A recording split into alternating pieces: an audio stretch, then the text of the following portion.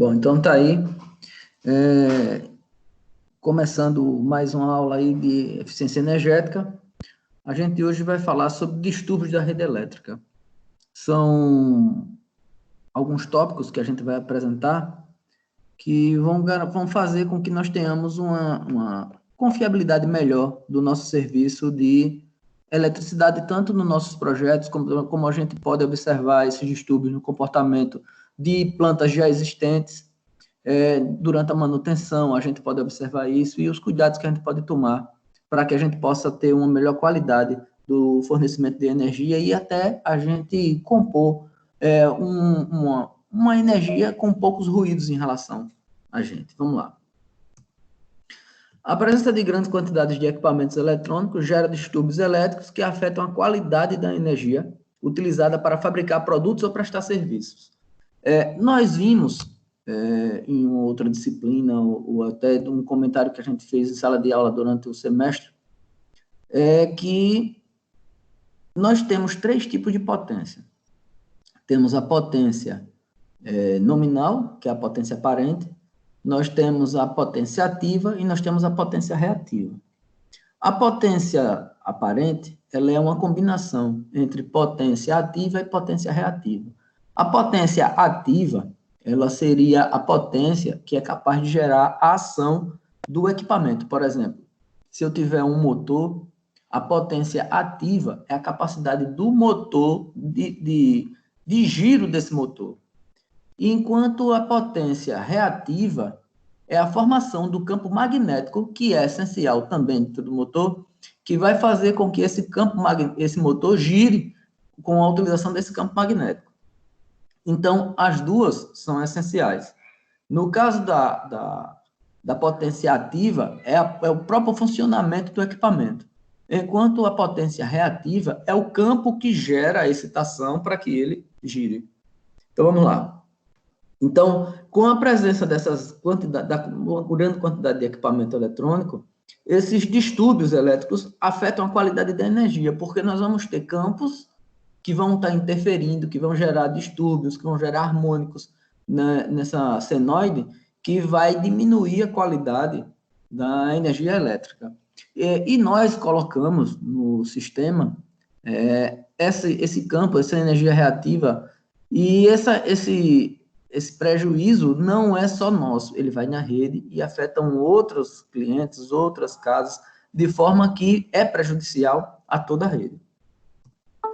Então, máquina de lavar roupa, micro-ondas, possui parte significativa. Deixa eu botar ela aqui, cadê ela? Aqui. Possui parte significativa do seu funcionamento, gerenciado por controladores e microprocessadores. Para que funcionem corretamente... Peraí, o que é que está acontecendo aqui? Peraí, viu? Pronto. Para que funcionem corretamente, tais equipamentos necessitam receber energia pura e estabilizada. Ok. Bom, esse aí é interessante. Segundo o estudo feito pela Contingency Planning, cerca de 87% dos problemas causados em eletrodomésticos são provocados por distúrbios elétricos. Nós vamos estudar aqui alguns tipos de distúrbios que vocês vão entender que realmente podem afetar a qualidade do funcionamento da nossa rede, do nosso equipamento. Da nossa rede. Porém, o que acontece? Alguns deles, nós vamos observar que eles vão causar a paralisação efetiva do equipamento, e outros vão causar a perda do tempo de vida útil desse equipamento, porque eles vão forçando os componentes, vão forçando os nossos equipamentos em geral, e que, além dele ser prejudicial no contexto geral, ele pode diminuir o tempo de vida útil desse equipamento por conta das espúrias que são lançadas na rede elétrica. A gente vai ver isso mais para frente. 5% dos eletrodomésticos podem apresentar defeito por conta de falha na rede elétrica, outros 8% até o segundo ano, 15% até o terceiro ano e 20% até o quinto ano de uso. Essa é uma estatística também que é interessante da gente observar, porque afeta justamente pela qualidade da energia que a gente está tendo. 5% dos eletrodomésticos podem apresentar defeito por conta de falha na rede elétrica. Então, 5% dos nossos eletrodomésticos, eles, assim, digamos que ele não respeita nem o prazo da garantia do equipamento. A rede elétrica mesmo, por falha na rede elétrica, eles podem se danificar em 5%. Outros 8% até o segundo ano. Então, praticamente é aquele caso de que a pessoa já pensa assim, só esperou a garantia terminar que o equipamento deu defeito. Então, faz parte de uma consequência da diminuição do tempo de vida útil desse equipamento por conta da qualidade de energia que a gente tem no fornecimento. Não especificando, não estou querendo justificar nenhum fabricante, mas que a gente, assim, muitas vezes, que ninguém fabrica um equipamento, nenhum fabricante vai fabricar um equipamento pensando que esse equipamento vai ser o campeão de defeito. Ele pensa em acertar, pensa em ter um equipamento duradouro, um equipamento de qualidade, que o custo-benefício é válido e que você vai fidelizar o seu cliente através da qualidade do seu produto. Mas a qualidade da rede elétrica que a gente tem também afeta esse tempo de vida útil e causa a quebra desse equipamento. 8% deles, que é até o segundo ano, 15% até o terceiro ano e 20% até o quinto ano de uso. Isso também tem a ver com o nosso uso desse equipamento, porque não é só a qualidade de energia, a qualidade da energia que queima o equipamento, mas também como o mau uso. Por exemplo, o aparelho celular. O aparelho celular, na nossa mão, hoje a gente praticamente utiliza o aparelho celular para praticamente tudo. A gente tem hoje um computador no aparelho celular e nós temos, acessamos banco, passamos e-mail, recebemos mensagens, fazemos chamadas, tiramos foto, publicamos, redes sociais, até aula hoje a gente está fazendo através do aparelho celular. Mas o que acontece?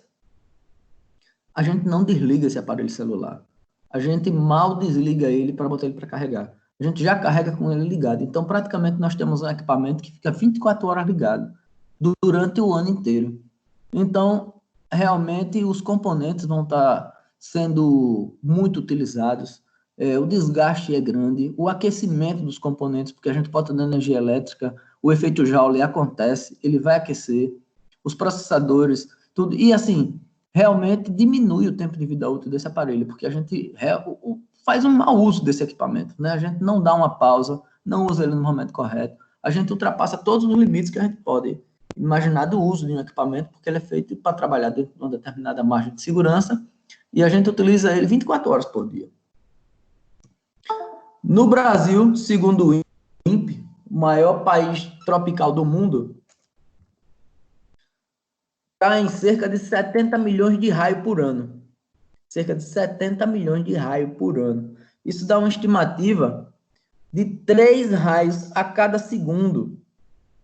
E que isso gera 200 milhões de reais em prejuízos diretos à concessionária e 70% dos blackouts que deixam as cidades inteiras escuras. Então, isso é interessante a gente observar, porque nós temos um índice de raios extremamente elevado. Nós temos 3 raios a cada segundo no Brasil.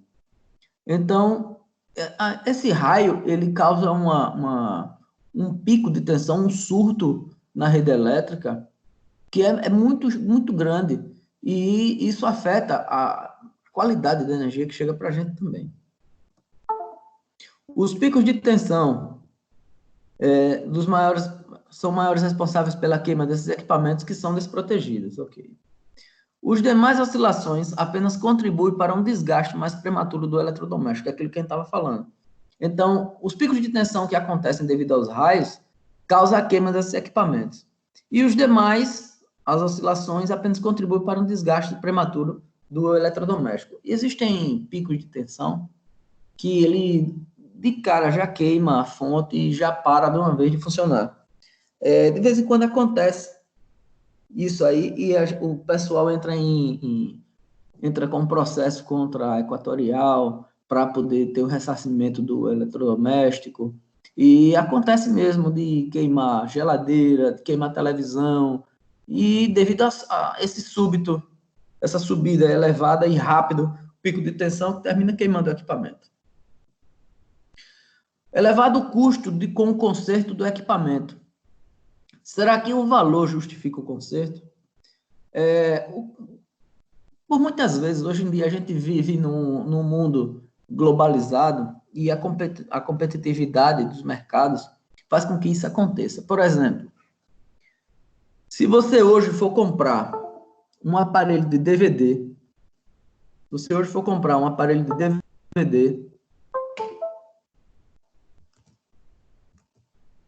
aqui, peraí, rapidinho. Pronto, se você for comprar um aparelho de DVD hoje em dia, o aparelho de DVD, ele deve estar custando em torno de R$120, tem até mais barato, R$90, R$98. E isso ainda divide em 10 vezes no cartão. Nós temos essa facilidade ainda no crédito. Aí o que acontece? Se o seu aparelho de DVD der um defeito, justifica você mandar consertar ou comprar um equipamento novo.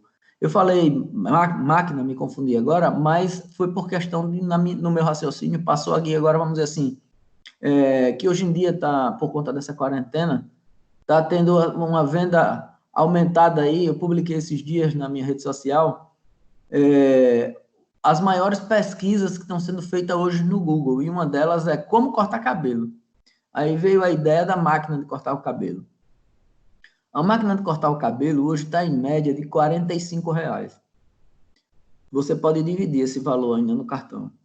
Se ocasionado uma quebra de uma máquina dessa, você vai se deslocar até uma assistência técnica, até uma oficina para fazer o conserto.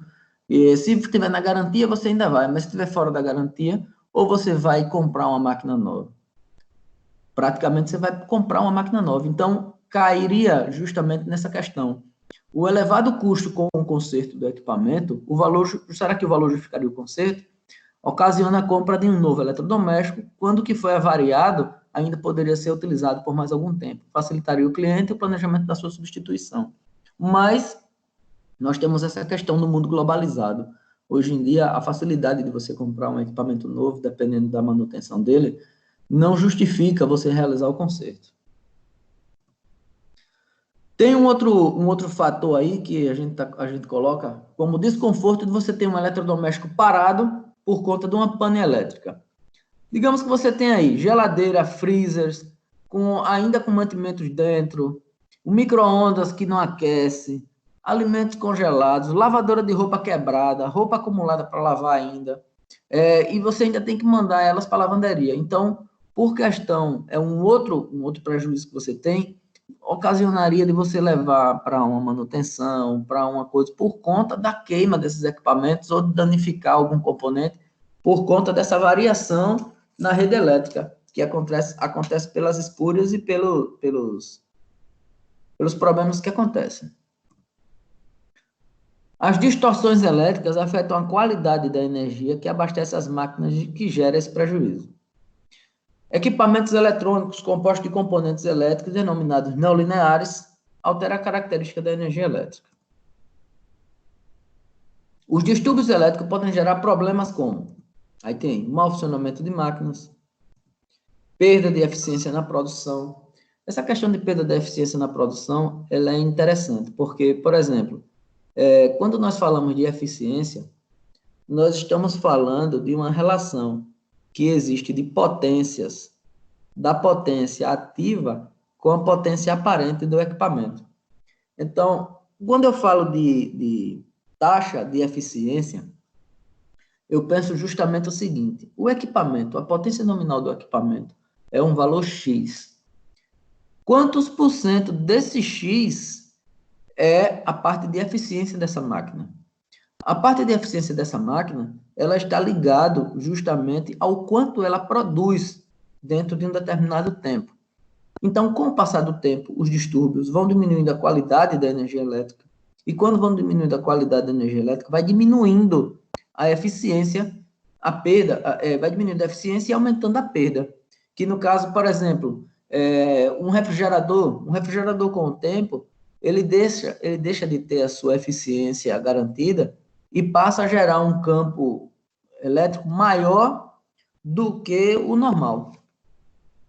E ela começa a consumir muita energia, tanto a geladeira, quanto um ar-condicionado antigo, quanto qualquer equipamento que ele fica muito antigo. Aí é comum a gente ver a concessionária de energia fazer programa de substituição desses aparelhos por aparelhos novos em povoados em que ela verifica que existe uma grande inserção de potência reativa no sistema nesses povoados por conta desses equipamentos. Então, ela sugere a substituição, muitas vezes ela dá geladeira de graça, para que você fique com um equipamento mais moderno em casa e tenha menos fator de reativa na rede elétrica. Porque para nós consumidores normais, a gente não paga por essa energia reativa, mas que a gente mesmo coloca no sistema, mas ela paga.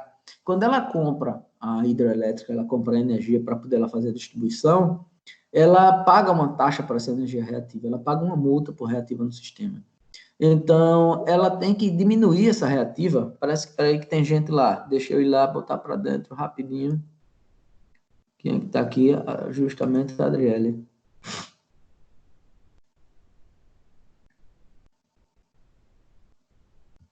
Entrou com a gente agora. Vamos lá. Então, como a gente estava comentando,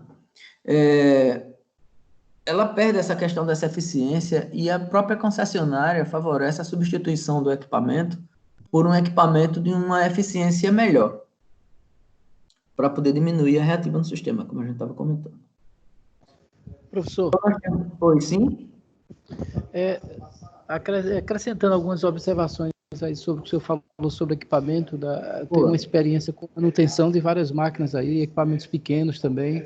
Show de bola. Equipamentos de vídeo, equipamentos de inversores de frequência e tudo. Tem um detalhe que eu acho interessante, que cabe uma observação. Quando se fala da compra de equipamentos de qualidade melhor, muitas vezes você fala assim, como eu fazia antigamente, né? Na época que existia ainda videocassete, né? Que eu pegava aqueles equipamentos importados para fazer modificação para o Brasil, a gente tinha um costume de dizer sempre que o som era melhor, que alguns equipamentos eram melhores que outros, assim por diante, JVC na época, essas coisas.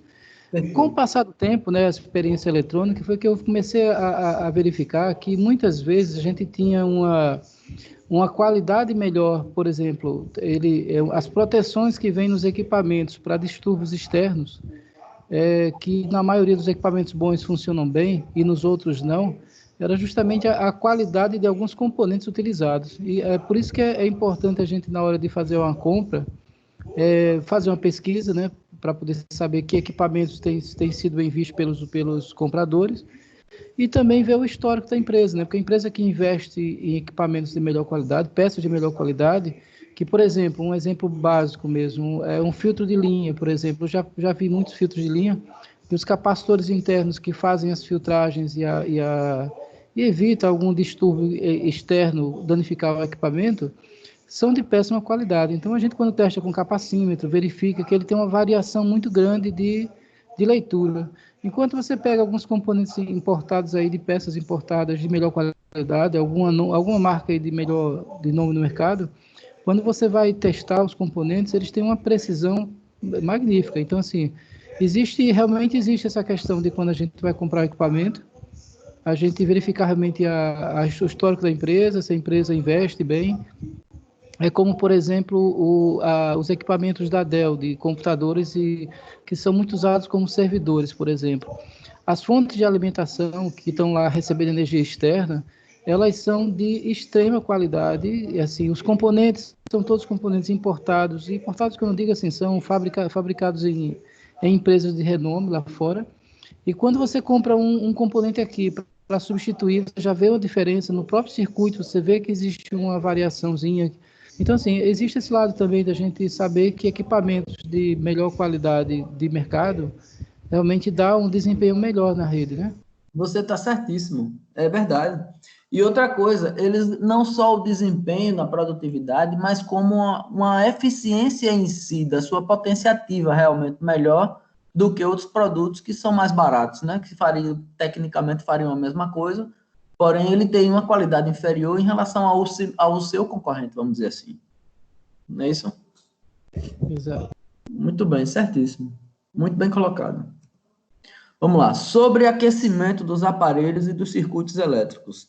Isso é mais uma consequência também da qualidade de energia. O sobreaquecimento. Incêndios também é outro fator que pode ocasionar por conta dessa má qualidade que a gente tem, que com os aquecimentos você vai romper a sua capacidade de isolação, o seu, vamos dizer assim, o seu fator de proteção pode entrar em curto-circuito, alguma coisa assim, e você ter a sua rede elétrica também ocasionada incêndios nela por conta dessa má qualidade da energia. Aí nós temos os principais distúrbios, que é a SAG, que seria uma sustentação passageira, uma subtensão passageira acima de 10%, ou seria 3 ou 4 ciclos da onda senoide. Ela é motivada por instalações elétricas com cabos mais finos do que a corrente elétrica exigida. Então, na hora que você vai fazer um projeto elétrico, você tem que atentar realmente para a capacidade do seu condutor, para que ele realmente seja o que a norma prediz. Consulta lá as normas, consulta o fabricante, consulta a capacidade do condutor, verifica a tua corrente, verifica a tua potência, porque com a potência de demanda você calcula a corrente que vai circular pelo circuito para que você tenha o seu condutor bem colocado. Então, é muito interessante que você realmente observe, porque às vezes o equipamento ele tem uma corrente que você acredita que a sua instalação elétrica, que muitas vezes você não revisou a instalação elétrica, é uma instalação antiga, e você coloca um equipamento, ou você aumenta a quantidade de equipamentos eletrônicos em casa. Porque se você avaliar a quantidade de equipamentos que você tinha 10 anos atrás e a quantidade de equipamentos que você tem hoje dentro de casa, tanto pela facilidade, quanto pela evolução do mercado, quanto a abertura de mercado que barateou muitos produtos e chega para a gente hoje com maior facilidade, a quantidade desses equipamentos dentro da nossa casa aumentou. E, por consequência, elevou-se a corrente de consumo da nossa casa.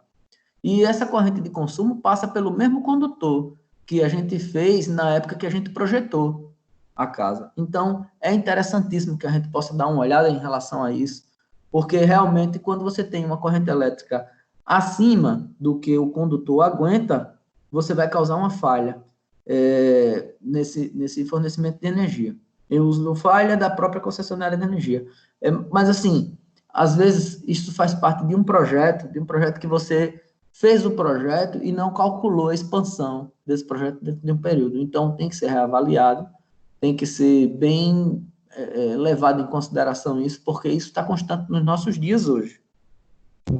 Professor, tem um detalhezinho interessante nisso que você falou, que é com relação a residências, né? Que é a cozinha, por exemplo. Exatamente. Geralmente, hoje não, que o pessoal tem tido um pouco mais de cuidado, né? Os eletricistas hoje que têm a formação melhor já vê isso melhor. Mas o pessoal fazia muitas vezes, colocava as tomadas, mas esqueciam que na cozinha é o lugar que geralmente você coloca o maior carga possível, né? Você bota a geladeira, micro-ondas, coloca lá um gelágua, usa um liquidificador, usa um aquecedor, por exemplo, faz um aquecedor de aquela churrasqueira elétrica, tudo geralmente naquela mesma região, e antigamente o pessoal não tinha esse tipo de visão, né?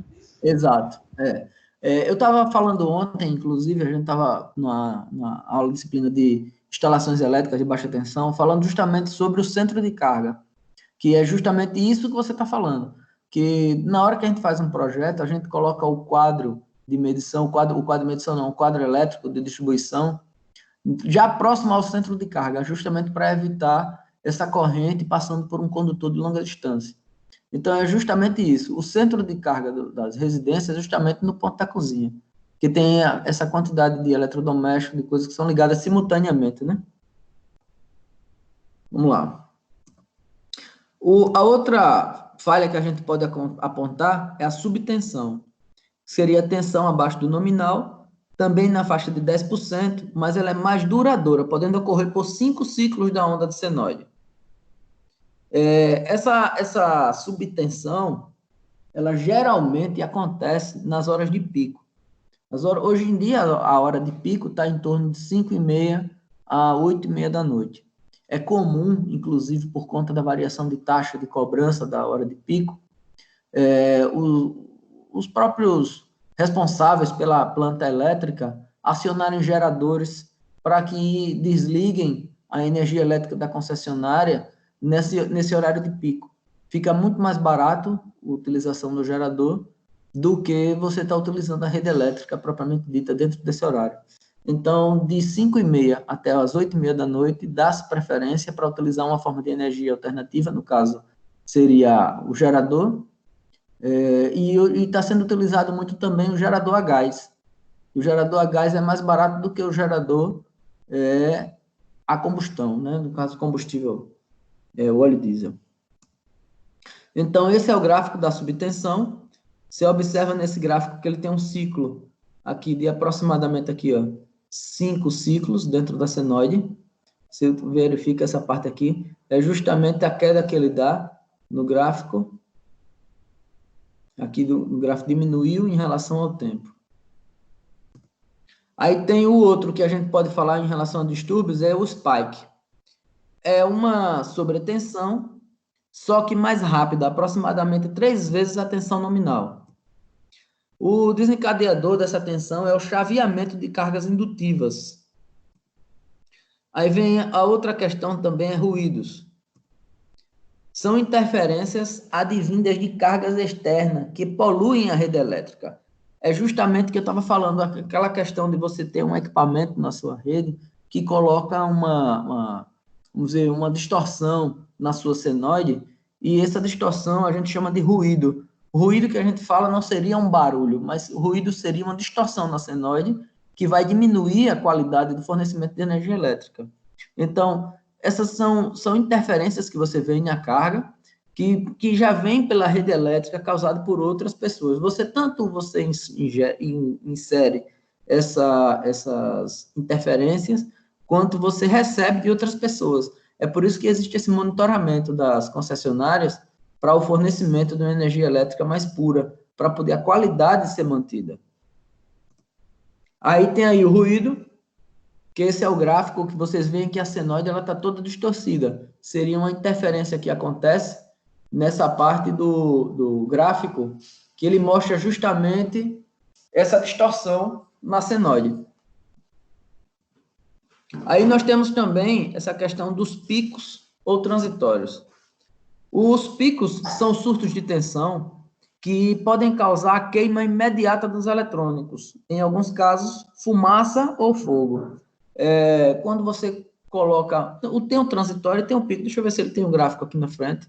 Pronto, nós temos aqui o gráfico do pico e do transitório, picos ou transitório, que ele faz o seguinte: durante um curto período de tempo, você tem uma elevação da tensão de grande destaque, e essa elevação causa a queima imediata do equipamento. Geralmente, o que pega primeiro é a fonte, é o filtro dele que ele queima. Então, você vai ter, em alguns casos, fumaça ou fogo. Fumaça ou fogo. Porque aí tem aquela questão do risco elétrico, de você ter e entrar em curto-circuito devido a uma sobretensão, por conta dessa parte daí. Aí no gráfico aqui a gente consegue ver justamente no período em que ela sofre essa alteração, ela vem a senoide tranquila aqui, ó. Quando chega no momento que tem o surto, você já vê, até ele voltar novamente, você tem esse transitório.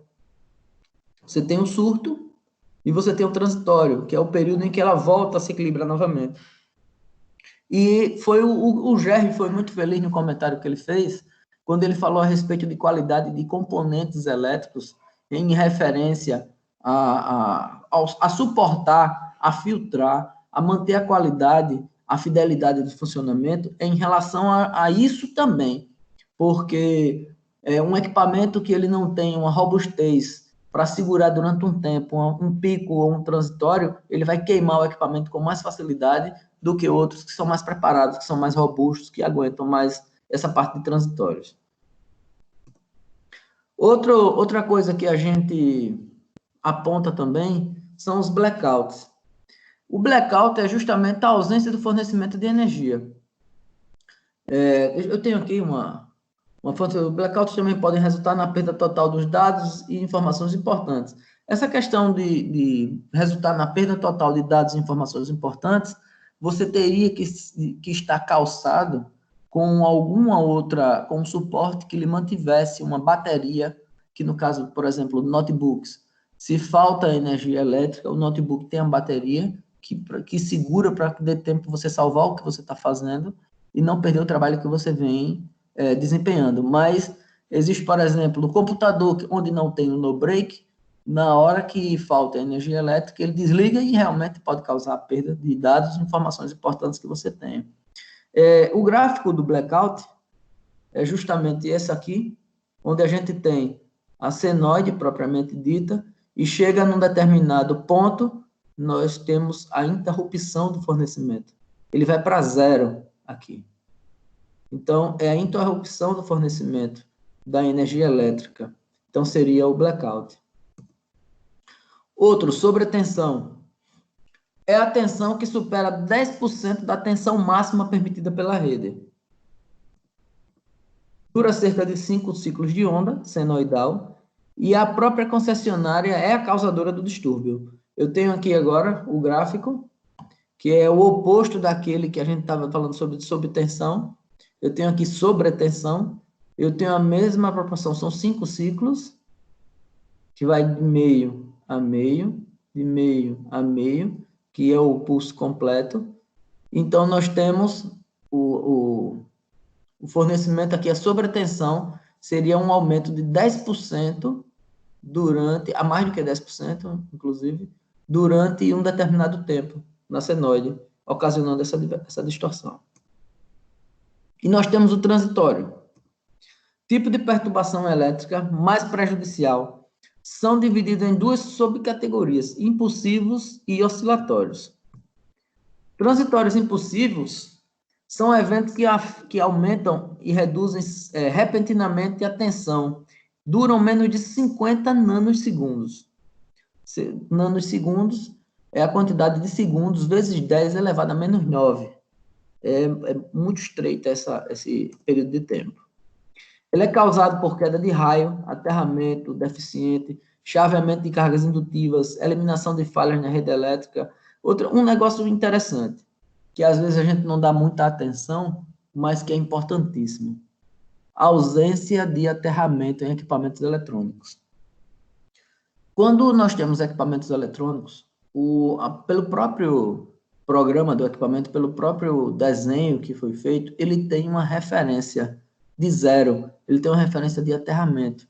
Ele tem, dentro do próprio componente, dentro do próprio equipamento, ele tem nessa referência é onde ele faz a diferença de potencial. Ele se baseia como um zero, e é ali onde vai ficar, ele também é aterrado, que é o zero dele, e você tem o seu fornecimento de energia, onde ele pega essa diferença de potencial. Quando você tem um equipamento com aterramento diferente, vai causar uma distorção em relação ao fornecimento de energia elétrica e ele fica sem referência para poder fazer o trabalho dele com mais eficiência. E, sendo dessa forma, ele fica com um funcionamento inconstante, causando essa parte de transitório do equipamento, como também ele causa em equipamentos eletrônicos de alta fidelidade, o que nós chamamos de escorregamento. Esse escorregamento, ele é, propriamente dito, um acúmulo de bit-erros, vamos dizer assim. E chega a um ponto que esse bit-erro, pelo acúmulo, ele não consegue continuar com o funcionamento do equipamento, e ele interrompe o funcionamento do equipamento, até ele se estabilizar. E realmente pode ocasionar um reset do equipamento e volta à sua configuração original. Por exemplo, digamos que você tenha um servidor que você não fez o aterramento corretamente e você tem dados nesse servidor, você acessa remotamente esse servidor e por conta ele vai acumulando taxas de erro, bit erro, e nessa taxa de escorregamento, por conta de um aterramento deficiente, chega em um ponto que ele não suporta mais, devido a esse acúmulo de bit erros, ele reinicia o equipamento e reseta. Então, você perde tudo aquilo que você tinha, a não ser que você tenha salvo em HD, mas se você tiver na memória de um computador, em algum canto assim, ele pode resetar. E se ele resetar e perder os dados, por conta de um aterramento mal feito, você teria perda de informações que possivelmente você não consiga mais resgatar. Então, professor, deixa eu lhe contar um caso aí também, aproveitando o ensejo. Desculpa aí estar incomodando muito, mas é bom de participar. forma alguma, isso é contribuição, pode sim. Eu tive alguns anos atrás, quando eu ainda era menininho, eu fiz um serviço lá na Mineração Barreto, né, que é a Mibasa, que era fabricante tem um cimento especial que eles fazem, tem argamassa, tem argamassa. Isso. E aí o que é que acontece? Lá existia uma rede, na época, né, uma rede até da Itautec, que eu trabalhava para a Itautec, e por incrível que pareça, tinha lá um problema de aterramento, que tinha sido tentado fazer de tudo, mas não se conseguia ajeitar isso. E a gente, com o equipamento que existia na época, que antigamente existia que deve ter hoje do mesmo jeito, que é um equipamento que você liga ele na rede e deixa ele lá 24 horas, ele fica registrando só pulsos errados, né? Só picos de energia, alguma variação esdrúxula que apareça. Então, lá existia um pico de energia que chegava a 600 volts em 3 nanosegundos. E aí o que acontece? Esses 600 volts que aparecia na rede, aí é onde fica a questão de filtragem, tem realmente um bom aterramento. Era tão rápido que os filtros dos equipamentos de proteção, de no-breaks, estabilizadores, tudo que tinha pela frente, não tinha tempo de corrigir, porque era muito rápido. Então, os componentes de filtragem dependem também de uma tolerância de frequência. Isso chegava lá na CPU, e antigamente a gente fazia o teste componente a componente, e a gente verificava que é o seguinte, o que existe muito em informática, cada bit, cada byte lido, né, cada byte, ele sempre tem um que a gente chama de teste de paridade, é que ele faz um cálculozinho com os bits que formam aquele dado, e esse cálculo tem que dar 0 ou 1, então ele faz essa verificação. Exatamente. Então, isso ele faz por 200 vezes.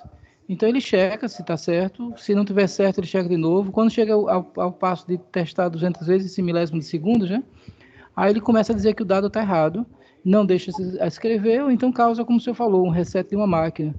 Então, é interessante porque realmente isso é muito comum. Hoje em dia, eu acho que com o advento aí dessas fontes chaveadas de melhor qualidade e alguns equipamentos que têm um isolamento, uma fonte isolada, né, da rede externa para o interno, desde que a pessoa também tenha alguns cuidados com relação a que equipamentos estão ligados na rede, se você não tem tomadas diferentes no mesmo ambiente, mas assim, realmente esses picos de pequena intensidade, de baixíssima frequência, ele passa por todo tipo de proteção, vai chegar lá na CPU. Então, realmente, o aterramento é fundamental. Lá, por exemplo, o problema era porque o solo do terreno deles ele era muito arenoso, não tinha acúmulo de umidade na faixa de até 1,5 metro de profundidade. A gente teve que fazer uma escavação, colocar uma malha muito grande de ferro, até a gente usou na época radiadores de caminhão soldados uns nos outros para fazer uma malha muito profunda, e fazer todo aquele tratamento, né, com sal e tarará, com várias coisas, com carvão mineral, para que realmente chegasse no nível certo. Quando foi feito isso, acabou os problemas e viveram felizes até hoje, graças a Deus. Você é uma enciclopédia viva, doutor Jair. Tá vendo como são as coisas? Beleza.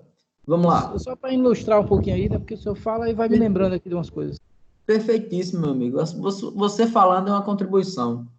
Vamos lá, meu amigo. Então, continuando nesse transitório, ele provoca um rápido aumento e uma redução da tensão de forma alternada, quando uma carga, tal como um motor ou um capacitor, é desligada abruptamente. Então, nós temos a corrente de partida de um motor causa esse transitório, e quando ele é desligado também. É interessantíssima essa parte, porque nós temos que prever, justamente pensar na corrente de partida, no condutor, nós temos que pensar na proteção, na curva de proteção que tem o nosso disjuntor, para que a gente possa suprir ou não esse transitório. Se for adequado, suprir; se não é adequado, suprir. A gente tem que observar toda essa questão na hora que a gente está fazendo um projeto, na hora que a gente está dando manutenção numa planta, na hora que a gente está observando um ponto de falha desse, através de transitório, observando distúrbios na rede elétrica. Esse é um ponto também que a gente deve pegar. Então, nós temos aqui distorção da forma de onda. Seria uma variação da qualidade de energia que afeta a forma de onda, de tensão ou de corrente. Aí nós temos aqui distorção da forma de onda, 5 tipos de distorção: compensação de corrente contínua, distorção harmônica, interharmônica, corte e ruído.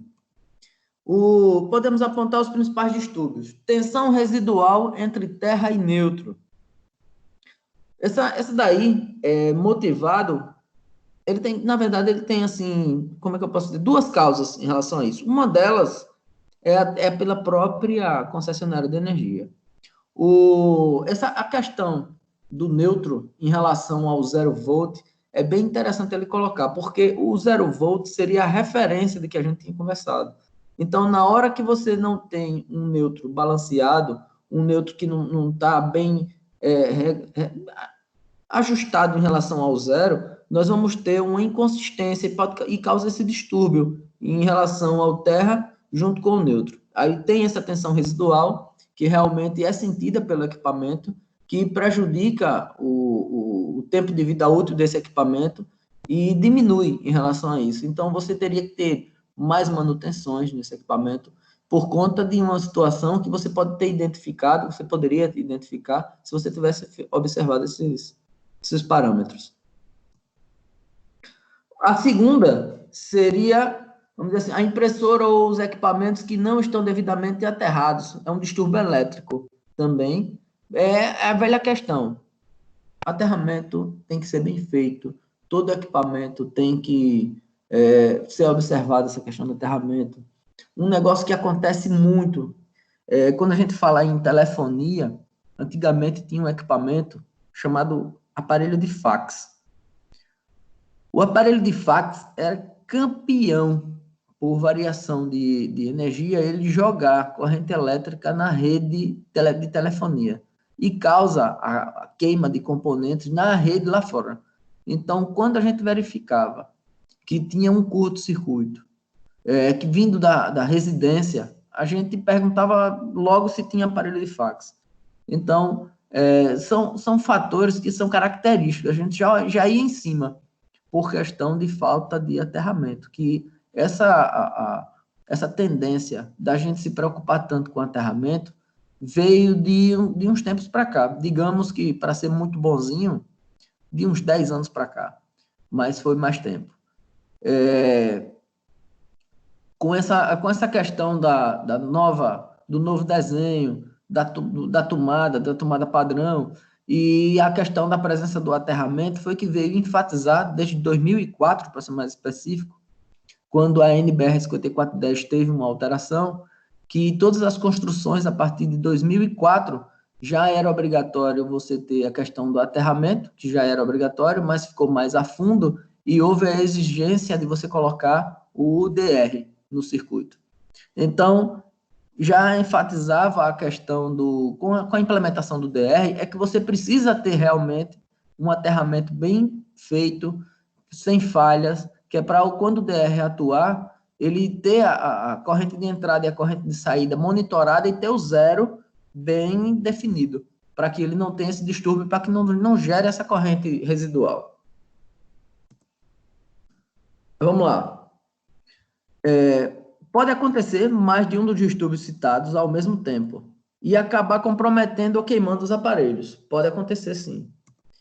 Os equipamentos que podem acontecer distúrbios: estabilizadores, no breaks offline, no breaks online, moduladores de voltagem, filtros de linha. E aqui nós temos o seguinte: eu coloquei um resumo que eu achei interessante a gente colocar em relação a esses distúrbios da rede elétrica. Nós temos aqui alteração da frequência, que aí é quando a frequência da rede sofre variação, normalmente seu valor de 60 Hz e tal. Quando eu falo de frequência, eu penso o seguinte, eu falei de 60 Hz. Essa 60 Hz é a frequência que nós temos na nossa rede de 220 volts. Quando eu falo da rede de 110, eu tenho uma frequência de 50 Hz. Ela é o seguinte, a frequência, nós temos aqui os picos de tensão. A frequência equivale a eu ter 60 picos no tempo de 1 segundo, dentro de um gráfico de senoide. Deixa eu ver quem é que está lá aguardando aí para entrar. Jaqueline vai entrando agora aí com a gente. Conseguiu entrar, pronto. Então, a causa dessa alteração de frequência ela geralmente é quando tem motores a combustão, no caso de falar em diesel ou gasolina, que ele tem vibrações e a potência de carga e o tempo de resposta do gerador. O efeito, quando há uma grande alteração na frequência, os efeitos variam desde um simples mau funcionamento e sobreaquecimento, consequentemente queima de motores e equipamentos em geral. Nós temos o blackout, que seria o apagão, como a gente falou, caracterizado pela ausência total de energia elétrica, causado por diversos fatores, como excesso de carga ligada, sobrecarga, tempestades com raios, quebra de poste, poste da rede elétrica, racionamento de energia, etc. Temos a distorção harmônica, quando a rede elétrica sofre uma alteração na forma de onda. Principais causas dela aqui, mais comuns são cargas não lineares, fontes chaveadas, motores ou redes alimentadas por geradores de má qualidade.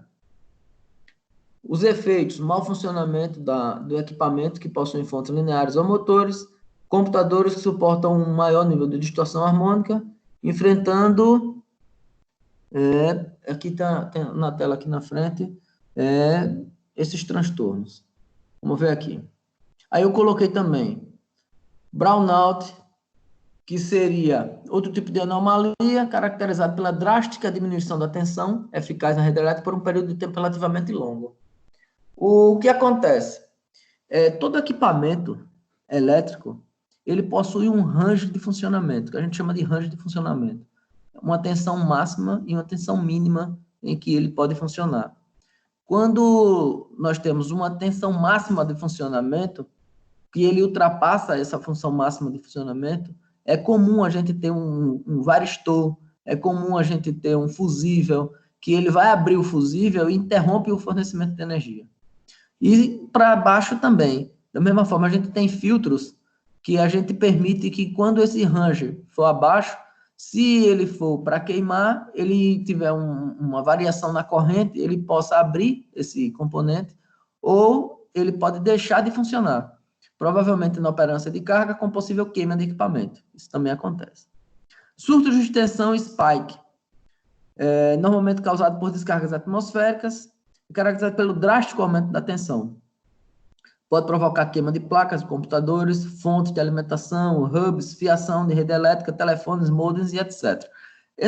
Como a gente já tinha falado, essa questão do spike, quando você tem uma senoide que tem um limite de tensão já específico, que você já é o comum de uso, e você tem uma sobrecarga desse equipamento, você pode realmente causar a queima desse componente, desse equipamento, por conta dessa sobrecarga. Aí tem aí que a gente falou, que foi o afundamento de tensão, que ele tem a questão do mau funcionamento por conta desse afundamento, ele tem um reset de computador, perda de dados, eles geralmente são causados por curto-circuito na rede elétrica, chaveamento de equipamentos, demanda e altas quantidades de energia. Ele tem vamos dizer assim, um tempo de ocasionar curto, mas que que afeta muito a rede elétrica nossa. E nós temos aqui, eu tenho ruído de linha, que é o noise, caracterizado pela interferência eletromagnética ou radiofrequência, que polui a rede elétrica. É causado pela comutação de cargas indutivas, que são os motores, capacitivas, que são as fontes chaveadas, redes de alta impedância ou cabeação extensa, que costuma apresentar também este problema. o efeito que ele tem, mau funcionamento da carga, perda de dados, travamento, computador, do microcomputador e etc. A outra é sobretensão de rede. Isso aí, só para a gente salientar, porque a gente já viu ele no decorrer da apresentação, é mais um resumo que a gente pode estar vendo aí para poder a gente fazer uma relação com o conhecimento que a gente viu, que são distúrbios que são característicos da rede elétrica. Esse sobretensão, um dos tipos de anomalia mais comum, caracterizado pelo aumento da tensão eficaz, como já está falando, sobretensão. E a subtensão é a diminuição da tensão eficaz. O que ela causa? O que causa elas? Problema no fornecimento da concessionária, normalmente por uma grande variação ou demanda do sistema elétrico subdimensionado. Quando a gente fala de subdimensionamento de rede, por exemplo, a gente já fala, já posso apontar praticamente assim, um crescimento demográfico de uma área que não estava programado. Quando você tem um condomínio, quando você tem um loteamento, por exemplo, assim, que você prevê nesse loteamento uma quantidade de casas, você coloca o seu transformador de forma que dê para atender essa quantidade de cargas que existem ali, a quantidade de carga que existe ali. E só que a população vai aumentando, vão construindo mais casas, e essas casas vão sendo alimentadas por esse transformador, por essa rede elétrica, e não existe uma adequação da rede elétrica de como estava para como está agora. Então, essa nova realidade é que causa o subdimensionamento da rede.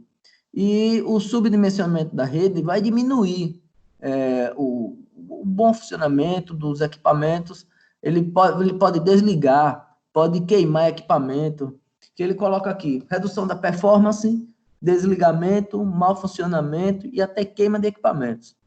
Em computadores, os efeitos podem variar, provocando desde um travamento, perda de dados e até queima da fonte. Outra coisa que também pode ocasionar em computadores é justamente a variação de tensão, queimar a placa-mãe. Acontece em computadores que a pessoa diz, foi a variação de tensão, queimou a fonte, às vezes queima algum componente. Então, é interessantíssimo a gente observar a qualidade da energia que a gente está tendo. Às vezes, eu não sei se vocês já viram isso acontecer, por exemplo, às vezes numa residência, a pessoa tem um nível de energia, um nível de tensão que está abaixo do que é o esperado. Então, chama-se a Equatorial para fazer uma análise, e elas analisam e veem que realmente o nível de tensão ali está baixo, ela procura uma das fases que sejam mais adequadas e transfere a sua carga, a sua casa de uma fase para outra fase, que esteja mais tranquila para suportar a sua carga. É interessante a gente observar também, na nossa residência, essa questão de aterramento. Muitas vezes a gente negligencia, e na maioria das casas ainda é presente somente o aterramento do medidor. Nas casas, muitas vezes, não tem uma malha de aterramento, não tem um haste de aterramento, não se pensa em equipotencialização, que é você fazer uma malha de aterramento e transformar tudo numa mesma malha para que todos os equipamentos tenham o mesmo nível de aterramento. Então, são fatores que a gente deve se preocupar para que a gente tenha um projeto mais tranquilo, para que a gente pense numa eficiência de energia, para que a gente pense em reduzir gastos desnecessários, para que a gente não tenha essa, vamos dizer assim, queima de equipamentos abaixo do tempo de vida útil, para que a gente não precise antecipar manutenção, para que a gente não pense assim, numa planta desgastada. E assim, a gente tem que pensar na questão de investir em equipamentos que tenham uma melhor qualidade, equipamentos mais modernos, equipamentos que tenham um custo de funcionamento menor, equipamentos que ele economizem energia realmente e que agregue uma produção que atenda à nossa necessidade. Pessoal, em relação ao conteúdo, é esse daí que a gente vai passar hoje, só que eu vou parar a gravação aqui e nós vamos discutir sobre uma atividade que eu vou passar ela hoje para vocês, referente à nossa parcial, a segunda parte da nossa parcial. Eu vou parar a gravação aqui, deixa eu tirar aqui da apresentação.